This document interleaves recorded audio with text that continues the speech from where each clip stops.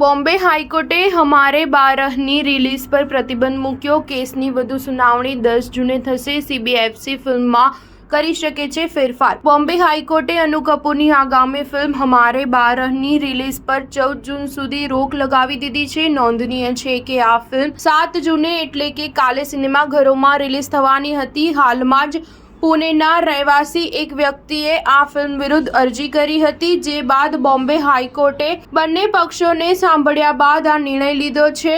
હવે આ કેસની સુનાવણી 10 જૂને થશે.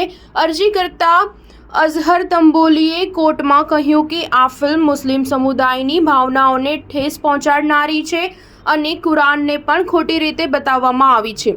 ફિલ્મના કેટલાક ડાયલોગ્સ પણ વાંધાજનક છે. મીડિયા સાથે વાત કરતા વકીલ અદ્વૈત સેઠનાએ કહ્યું કે હવે સેન્સર બોર્ડને ફિલ્મ હમારે બારહમાં કેટલાક કટ કરવા માટે કહેવામાં આવ્યું છે. અમુક સીન કે ડાયલોગ હટાવ્યા પછી જ આ ફિલ્મ રિલીઝ થઈ શકે છે. ફિલ્મ હમારે બારહનું ટ્રેલર અને ટીઝર રિલીઝ થયા બાદથી જ વિવાદોમાં ઘેરાયેલી છે.